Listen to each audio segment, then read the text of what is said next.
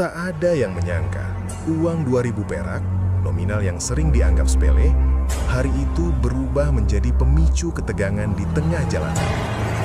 Di sebuah persimpangan ramai, terik matahari menyengat, klakson bersahutan, dan para pengendara sibuk dengan urusannya masing-masing. Di sana berdiri seorang Pak Ogah tua, dengan rompi kusam dan peluit kecil, berharap receh demi receh untuk menyambung hidup. Namun, ketenangan itu pecah saat Mat Kosim, preman bertubuh gembul dengan wajah sangar dan sikap arogan, melangkah mendekat. Tatapannya tajam, suaranya keras, dan emosinya mudah meledak. Hanya karena melihat selembar uang 2.000 berpindah tangan, Mat Kosim merasa berhak menuntut bagian. Penolakan halus dari Pak Ogah justru memantik amarah. Suara teriakan menggema, pengendara melambat, warga mulai berkumpul. Tantangan terbuka dilontarkan di depan umum. Suasana mendadak berubah tegang, seakan satu langkah salah saja bisa berujung keributan besar. Hari itu, semua mata tertuju pada dua sosok berbeda.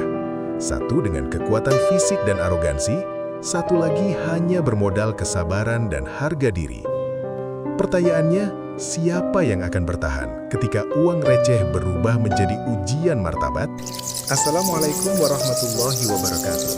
Selamat datang di channel ini, tempat kami menghadirkan kisah-kisah nyata kehidupan jalanan yang penuh pelajaran, emosi, dan nilai kemanusiaan. Setiap cerita kami rangkum dari kejadian yang dekat dengan kehidupan sehari-hari, agar bisa menjadi cermin dan pengingat bagi kita semua. Sebelum ceritanya dimulai, kami mohon dukungan dengan cara subscribe channel ini. Insya Allah, kami doakan setiap yang subscribe dilunaskan hutangnya, dilancarkan rezekinya, dimudahkan segala urusannya, serta diberi keberkahan dalam hidupnya. Terima kasih atas doa dan dukungan kalian semua. Pagi itu, matahari belum sepenuhnya naik ketika Pak Ogah sudah berdiri di persimpangan jalan yang sama seperti hari-hari sebelumnya. Persimpangan itu bukan sekedar tempat lalu lintas bertemu, tapi sudah menjadi ruang hidupnya selama lebih dari 10 tahun. Aspal panas, debu kendaraan, dan suara klakson adalah teman setianya dari pagi hingga senja. Tubuh Pak Ogah tak lagi muda. Rambutnya mulai memutih, punggungnya sedikit membungkuk, dan wajahnya dipenuhi garis-garis kelelahan. Namun setiap pagi, ia tetap mengenakan rompi oranye lusuh, rompi yang warnanya sudah memudar dimakan waktu. Di tangan kanannya tergenggam sebuah peluit kecil.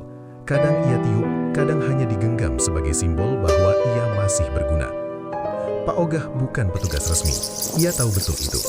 Tak ada gaji tetap, tak ada jaminan kesehatan, tak ada yang membelanya jika terjadi apa-apa. Tapi baginya, berdiri di persimpangan ini adalah satu-satunya cara bertahan hidup sejak istrinya meninggal dan anaknya merantau entah kemana. Setiap kendaraan yang lewat adalah harapan. Setiap lampu merah menyala adalah kesempatan. Dengan gerakan tangan yang sederhana, ia membantu pengendara berbelok, memberi isyarat agar tak saling serobot. Kadang pengendara mengangguk terima kasih, kadang hanya melaju tanpa peduli. Pak Ogah sudah terbiasa. Uang receh menjadi saksi kesehariannya. 1.000, 2.000, kadang 5.000. Tidak besar, tapi cukup untuk makan hari itu. 2.000 perak baginya bukan uang kecil. Itu bisa berarti sebungkus nasi, segelas kopi, atau ongkos pulang ke kontrakan sempitnya di gang belakang pasar. Siang mulai merambat, matahari tepat di atas kepala. Keringat mengalir di pelipis Pak Ogah, membasahi kerah rompinya. Lalu lintas semakin padat. Suara mesin, klakson, dan teriakan sopir angkot bercampur jadi satu. Pak Ogah tetap fokus, matanya awas mengamati setiap arah kendaraan. Di tengah kepadatan itu, sebuah motor berhenti sejenak. Pengendaranya mengeluarkan uang 2.000 perak dan menyerahkannya ke tangan Pak Ogah. Dengan senyum kecil, Pak Ogah mengangguk. Uang itu langsung ia masukkan ke saku celana yang sudah robek di bagian pinggir. Ia tidak tahu, uang receh itulah yang kelak mengubah suasana hari itu. Pak Ogah tak pernah meminta lebih. Ia tidak memaksa. Prinsipnya sederhana, kalau dikasih ia terima, kalau tidak ia ikhlas. Ia percaya rezeki sudah ada yang mengatur. Namun di kawasan itu, tidak semua orang berpikir seperti dirinya. Dari kejauhan, ada sepasang mata yang memperhatikan. Tatapan tajam, penuh perhitungan. Sosok itu berdiri menyandar di tiang listrik. Tubuhnya besar, perutnya menonjol, kaosnya ketat membungkus badan gembulnya. Mat Qasim, nama yang cukup dikenal di wilayah itu. Pak Ogah sebenarnya sadar akan keberadaan Mat Qasim. Ia sering melihatnya mondar-mandir, meminta jatah ke pedagang, kadang ke sopir, kadang ke sesama Pak Ogah. Tapi selama ini Pak Ogah memilih diam dan menghindar. Ia tak mau cari masalah, hidupnya sudah cukup berat tanpa konflik. Namun hari itu berbeda. Angin panas siang membawa firasat yang tak enak. Pak Ogah merasakan ada sesuatu yang janggal, meski ia belum tahu apa. Ia hanya berdiri, mengatur lalu lintas seperti biasa, tanpa sadar bahwa hari yang seharusnya berjalan normal akan berubah menjadi ujian harga diri. Di persimpangan itu, dengan rompi lusuh dan peluit kecil, Pak Ogah belum tahu bahwa kesabarannya akan diuji, bukan oleh kemacetan atau panas matahari, melainkan oleh keserakahan manusia. Semua bermula dari uang 2.000 perak. Mat Qasim bukan orang asing di kawasan itu. Namanya sering disebut dengan nada setengah berbisik, setengah takut. Tubuhnya besar dan gembul. Perutnya maju ke depan seolah menjadi simbol kekuasaannya. Kulitnya legam terbakar matahari. Wajahnya dipenuhi bekas jerawat lama, dan sorot matanya selalu terlihat menantang, seakan dunia berutang padanya. Ia berdiri santai di dekat tiang listrik. Rokok menyala di bibirnya. Asapnya mengepul perlahan, matanya mengamati lalu lintas seperti pemangsa yang menunggu mangsa lengah. Sejak pagi, Mat Qasim sudah berkeliling, meminta jatah ke pedagang gorengan, ke tukang parkir, bahkan ke pengamen yang lewat. Baginya, wilayah itu adalah ladangnya, dan siapapun yang mencari uang di sana harus setor. Saat Mat Qasim melihat seorang pengendara motor memberikan uang 2.000 perak kepada Pak Ogah, alisnya terangkat, bibirnya menyeringai. Baginya, itu bukan soal nominal, itu soal kekuasaan. Siapa yang berani menerima uang di wilayahnya tanpa izin, berarti menantang keberadaannya. Rokoknya dibuang ke aspal. Dengan langkah berat namun penuh percaya diri, Mat Qasim mulai mendekat. Setiap langkahnya membuat orang-orang di sekitar refleks melirik. Beberapa pedagang pura-pura sibuk. Sopir angkot menurunkan volume musik. Suasana yang tadinya riuh perlahan berubah sunyi. Pak Ogah belum menyadari apa yang akan terjadi. Ia masih fokus mengatur kendaraan. Tangannya terangkat memberi isyarat pada mobil yang hendak berbelok. Namun ketika bayangan besar menutupi sebagian cahaya matahari di depannya, Pak Ogah menoleh. Mat Qasim sudah berdiri tepat di depannya. "Ogah," suara Mat Qasim berat dan rendah, tapi cukup jelas terdengar. Pak Ogah menelan ludah. Ia mengenali suara itu. "Iya bang," jawabnya pelan, berusaha tetap sopan. Mat Qasim menyipitkan mata, lalu melirik ke saku celana Pak Ogah. "Tadi dapat berapa?" tanyanya sambil tersenyum sinis. Pak Ogah terdiam sejenak. Ia tahu kemana arah pembicaraan ini. Dengan suara pelan namun jujur, ia menjawab, "Cuma 2.000 bang, buat makan." Jawaban itu justru membuat Mat Qasim terkekikih. Tawa pendek yang terdengar meremehkan. "2.000 juga duit?" katanya sambil mendekat setengah langkah. "Wilayah sini ada yang pegang." Nada suaranya mulai berubah. Tak lagi santai. Ada tekanan di setiap kata. Beberapa pengendara yang lewat melambatkan kendaraan, mencuri dengar. Pak Ogah bisa merasakan jantungnya berdegup lebih cepat. Tangannya yang memegang peluit sedikit bergetar. "Maaf bang, ini dari orang langsung ke saya," kata Pak Ogah hati-hati. "Saya juga cuma cari makan." Mat Qasim mendengus, wajahnya mengeras. "Lu ngajarin gua aturan?" bentaknya setengah berteriak. Beberapa orang langsung menoleh. Ketegangan mulai terasa di udara. Pak Ogah menunduk sebentar, bukan karena takut, tapi mencoba menahan emosi. Ia tahu satu kata salah bisa memicu masalah besar. Selama ini Pak Ogah selalu mengalah. Ia sering menyerahkan sebagian recehnya demi menghindari keributan. Tapi entah kenapa, hari itu hatinya terasa berat. 2.000 itu bukan soal uang semata. Itu hasil keringatnya berdiri berjam-jam di bawah terik matahari. Mat Qasim semakin mendekat. Jarak mereka kini hanya 1 langkah. Bau rokok dan keringat bercampur menusuk hidung. setor sekarang, atau lu cari ribut. Kata-kata itu melayang berat di udara. Pak Ogah menatap wajah besar di depannya. Dalam hatinya berkecamuk rasa takut, marah, dan lelah yang selama ini dipendam. Ia tahu di depannya berdiri orang yang terbiasa menang dengan intimidasi. Namun Pak Ogah juga sadar, jika hari ini ia diam dan menyerah, maka besok dan seterusnya ia akan terus diinjak. Di persimpangan itu, di tengah klakson yang mulai terdengar lagi, dua manusia dengan latar belakang berbeda berdiri saling menatap. Satu mengandalkan tubuh besar dan ancaman, satu lagi hanya punya kesabaran dan sisa harga diri. Dan tanpa disadari siapapun, konflik kecil ini baru saja dimulai. Konflik yang dipicu oleh uang 2.000 perak, namun akan mengguncangkan ketenangan banyak orang. Uang 2.000 perak itu masih terasa hangat di genggaman Pak Ogah. Kertasnya sudah lusuh, warnanya sedikit pudar. Namun bagi Pak Ogah, nilainya jauh lebih besar dari sekadar angka. Uang itu adalah hasil berdiri berjam-jam di bawah matahari, menahan haus, menahan lelah, dan menahan pandangan meremehkan dari banyak orang. Saat Pak Ogah memasukkan uang itu ke saku celananya, ia tak pernah menyangka bahwa uang receh tersebut akan menjadi pemantik masalah besar. Mat Kosim memperhatikannya dengan saksama. Tatapannya tertuju pada gerakan tangan Pak Ogah yang menyelipkan uang ke saku. Alis Mat Kosim terangkat, bibirnya menyeringai sinis. Dalam pikirannya, itu bukan sekadar uang 2.000, itu adalah simbol pembangkangan. Di wilayah yang selama ini ia kuasai, tidak boleh ada orang yang mencari uang tanpa seizin dirinya. "Hei, uang apa itu?"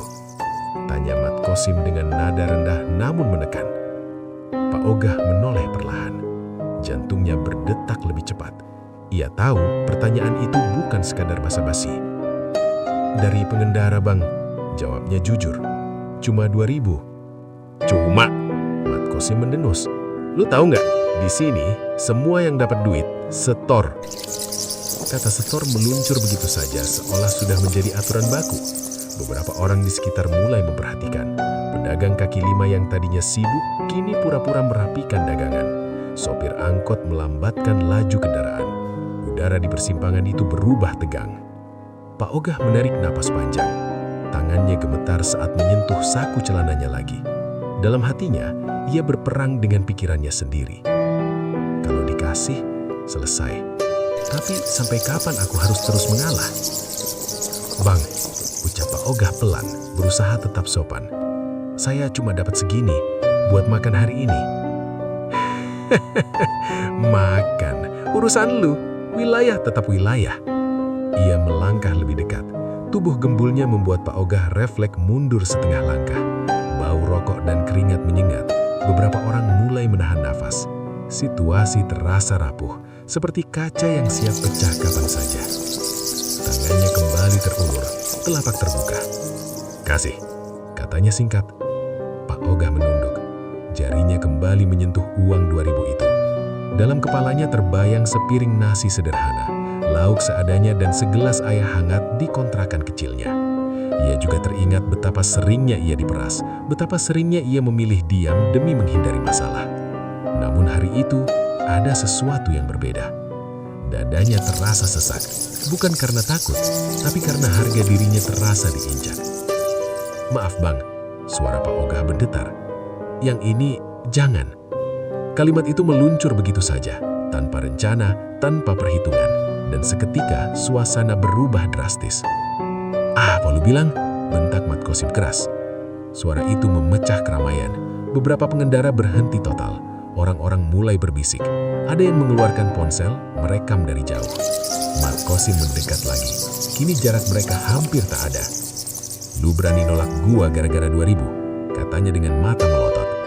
Pak Ogah menelan ludah.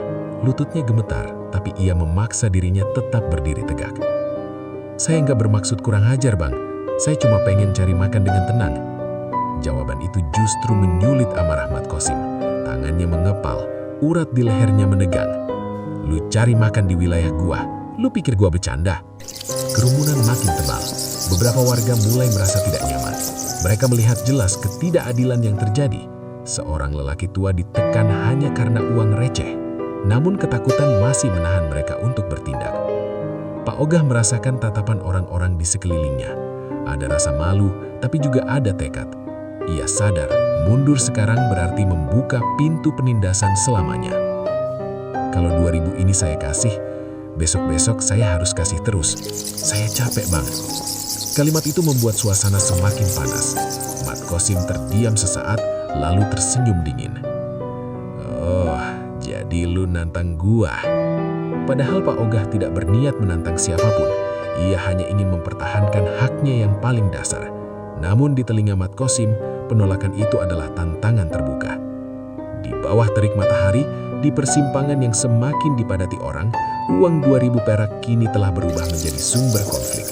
Bukan lagi tentang nominal, melainkan tentang siapa yang berhak menindas dan siapa yang berani berkata tidak. Dan sejak detik itu, semua orang tahu, masalah ini tidak akan selesai dengan mudah.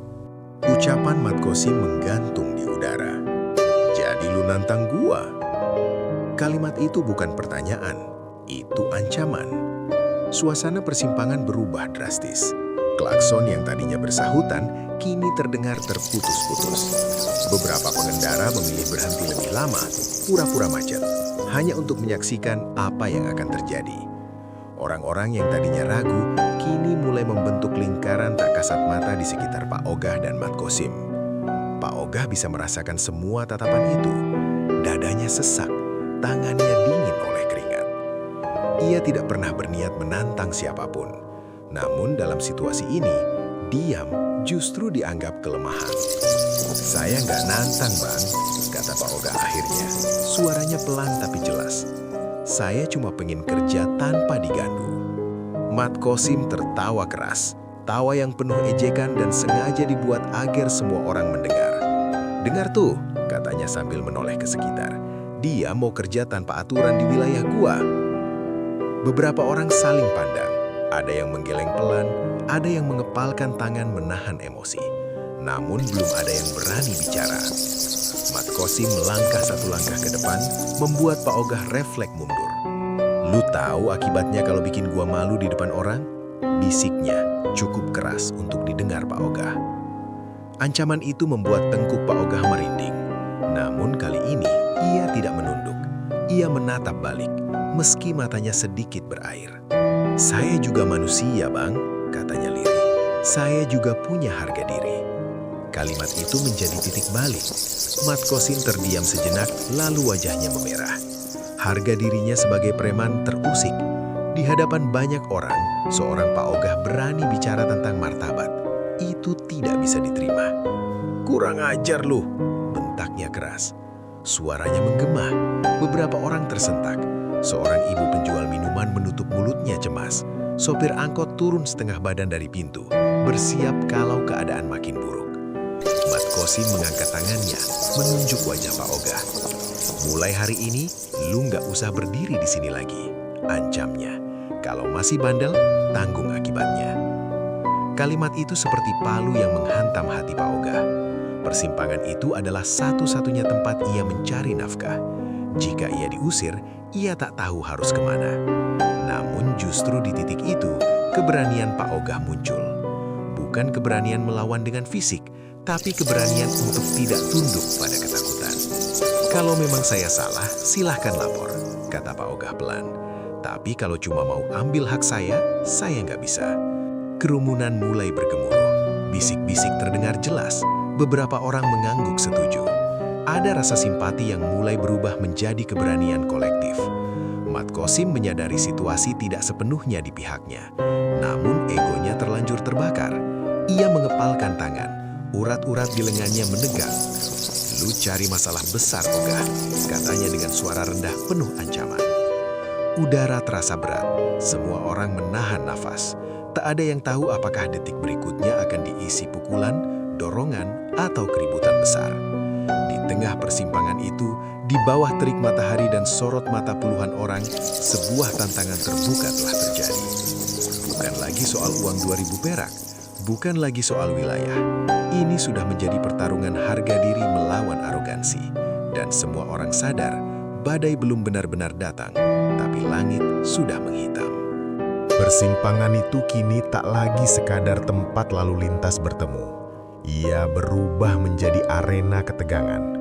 Udara siang yang panas terasa semakin pengap, seolah ikut menekan dada setiap orang yang berada di sana. Tidak ada yang berani bersuara keras, bahkan klakson pun terdengar ragu, seakan kendaraan pun ikut menahan napas. Pak Ogah berdiri kaku. Peluit di tangannya terasa berat, hampir jatuh karena keringat yang membasahi telapak tangannya.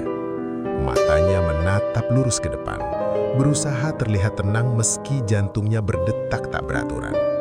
Ia sadar, satu gerakan salah saja bisa memicu keributan besar. Mat Qasim berdiri tepat di hadapannya. Dada dibusungkan, rahang mengeras. Sorot matanya menyala oleh amarah dan rasa terhina. Baginya, ini bukan lagi soal uang receh. Ini soal wibawa yang dipertaruhkan di depan umum. "Kenapa lu diam?" Mat Qasim memecah keheningan. Suaranya rendah, tapi penuh tekanan. Pak Ogah menelan ludah. "Saya nggak mau libut, Bang." Jawaban itu justru membuat Mat Qasim melangkah lebih dekat. Kini jarak mereka hanya sejengkal. Bau keringat dan rokok bercampur menjadi satu. Beberapa orang di kerumunan refleks mundur, takut terseret jika bentrokan terjadi. Seseorang berbisik, "Wah, gawat nih." Yang lain hanya menggeleng, wajahnya tegang. Seorang supir angkot mematikan mesin bersiap turun jika terjadi apa-apa. Pedagang kaki lima berhenti melayani pembeli. Semua perhatian tertuju pada dua sosok yang berdiri berhadapan itu. Pak Ogah merasakan kakinya sedikit gemetar. Ia teringat wajah istrinya yang telah tiada. Teringat pesan terakhirnya agar ia tetap sabar apapun yang terjadi. Pesan itu menahan tangannya untuk tidak melakukan hal bodoh. Mat Qasim mengangkat tangannya setinggi dada, seolah siap mendorong. "Lu bikin gua malu, Ogah," katanya. "Lu tahu akibatnya?"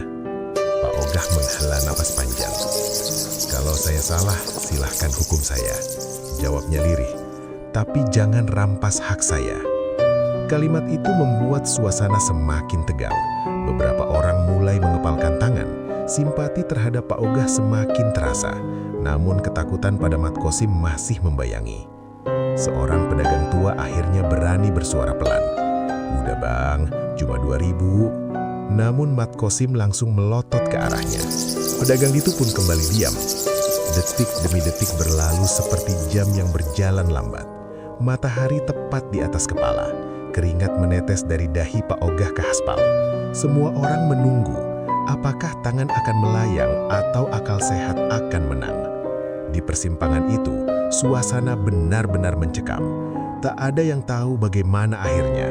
Yang pasti, hari itu akan dikenang oleh semua yang hadir sebagai hari di mana uang 2.000 perak hampir memicu kekacauan besar dan di mana kesabaran seorang wong cilik diuji sampai batasnya.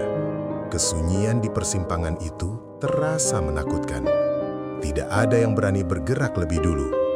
Bahkan angin pun seolah enggan berhembus. Semua mata tertuju pada Mat Qasim, menunggu apa yang akan ia lakukan selanjutnya.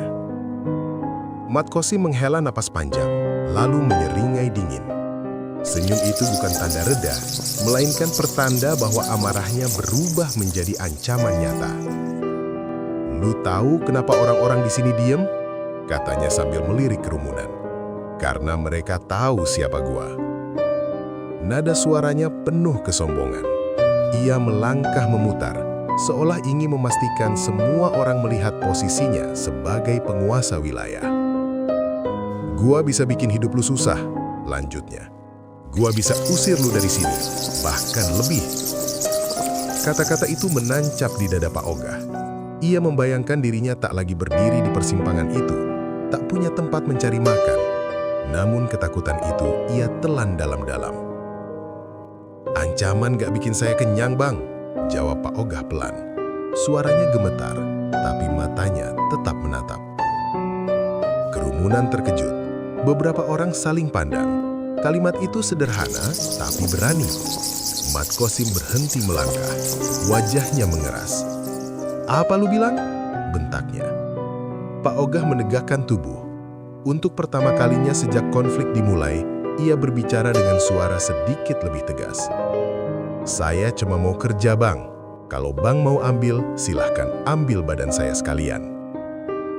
Kata-kata itu membuat suasana berubah drastis. Beberapa orang terperangah. Ada yang menutup mulutnya kaget. Mat Qasim melangkah cepat. Tangannya terangkat, hampir menyentuh dada Pak Oga. "Jangan kurang ajar!" teriaknya. Seseorang di kerumunan spontan berseru, "Bang, jangan!" Suara lain menyusul, lebih pelan tapi jelas. "Udah, Bang!" Mat Qasim menoleh tajam ke arah suara-suara itu. Ia sadar dukungan diam-diam mulai berpihak pada Pak Oga.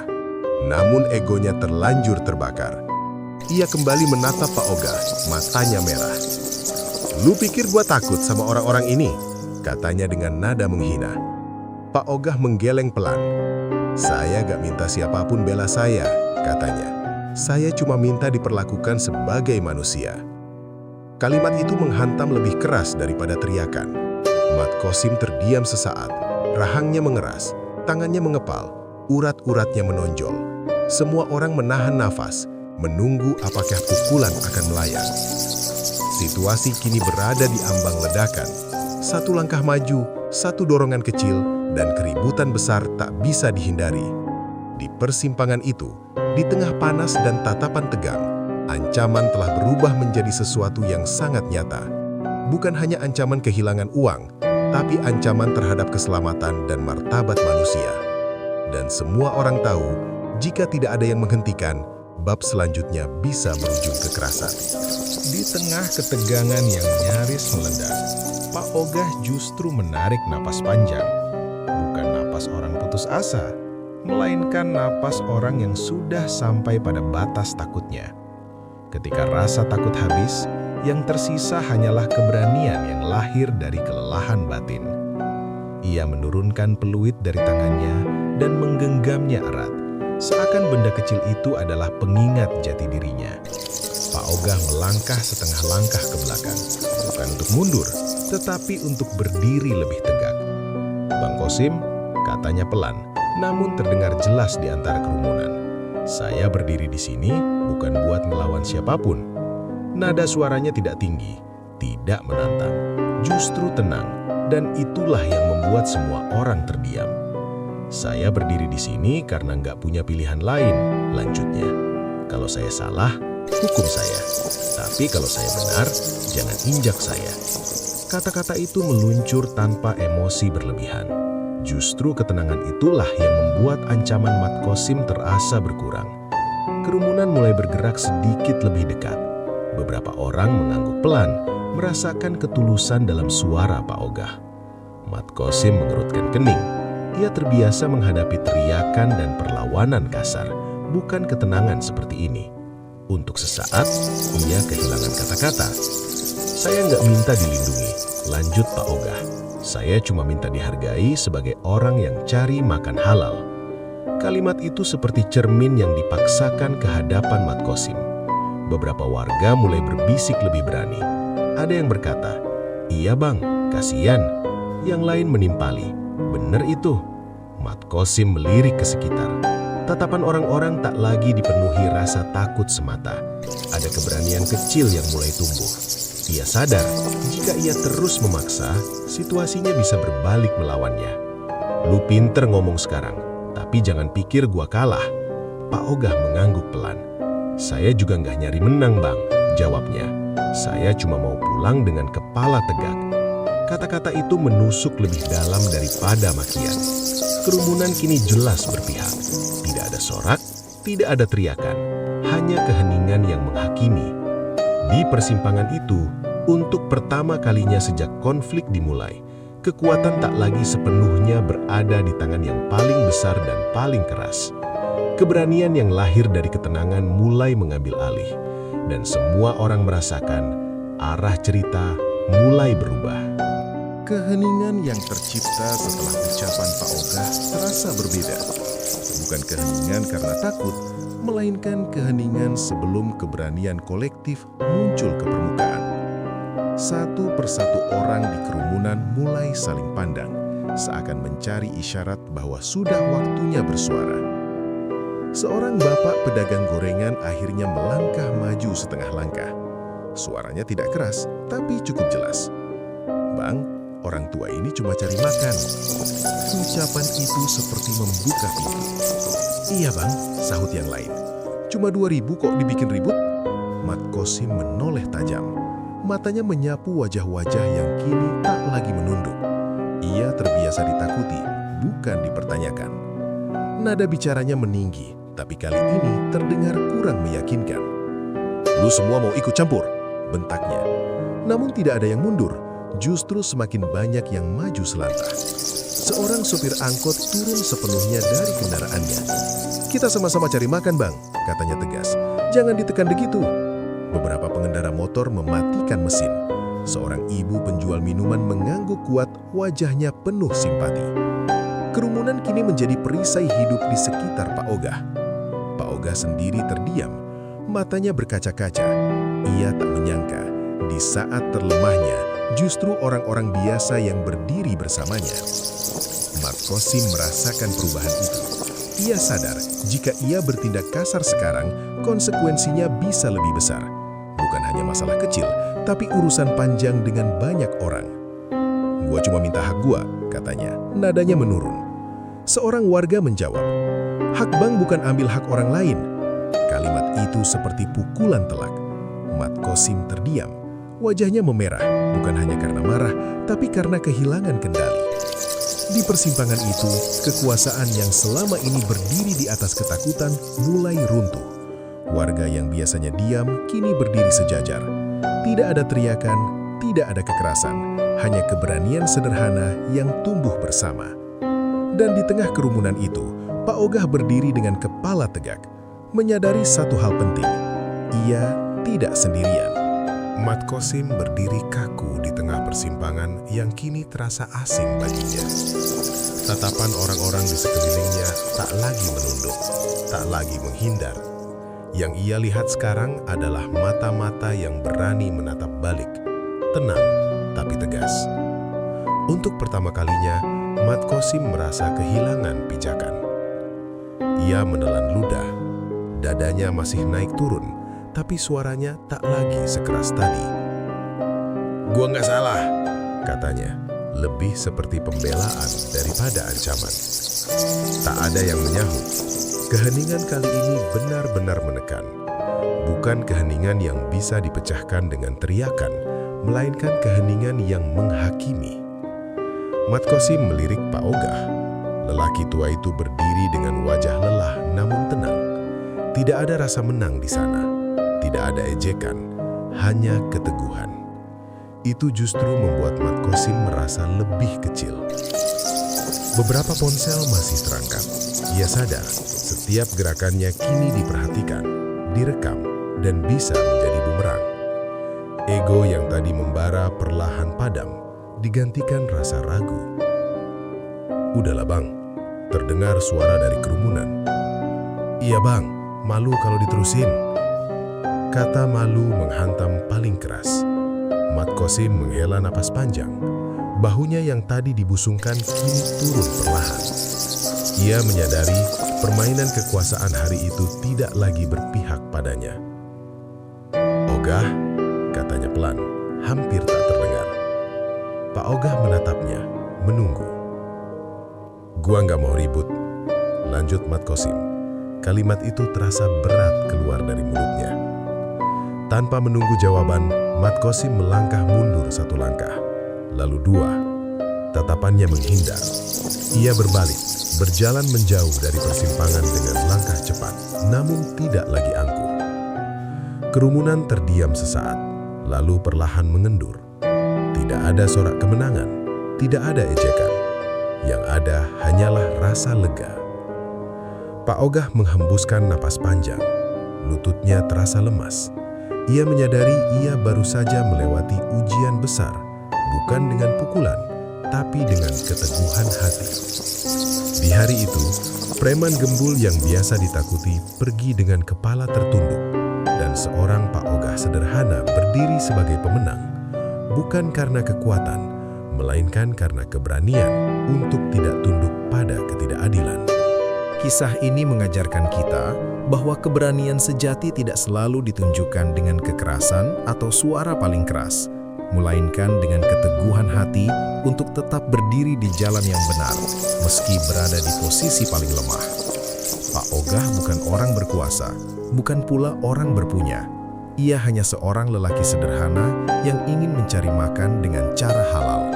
Namun, justru dari kesederhanaan itulah kita belajar arti harga diri, kesabaran, dan keberanian mengatakan tidak pada ketidakadilan. Uang 2.000 perak mungkin terlihat sepele bagi sebagian orang, tetapi bagi Pak Ogah, itu adalah hasil keringat, harapan, dan kehormatan. Hari itu, uang kecil tersebut menjadi saksi bahwa kebenaran bisa menang tanpa pukulan, dan bahwa ketika orang-orang kecil bersatu, arogansi sebesar apapun bisa runtuh. Jika cerita ini bermanfaat dan menyentuh hati kalian, tuliskan di kolom komentar, "Hebat Pak Ogah," sebagai bentuk dukungan moral untuk mereka yang berjuang dengan jujur di jalanan kehidupan. Jangan lupa like, share, dan subscribe agar kisah-kisah penuh pelajaran seperti ini terus kami hadirkan. Terima kasih sudah menonton, semoga kita semua selalu diberi kekuatan untuk tetap berbuat benar. Sampai jumpa di video berikutnya.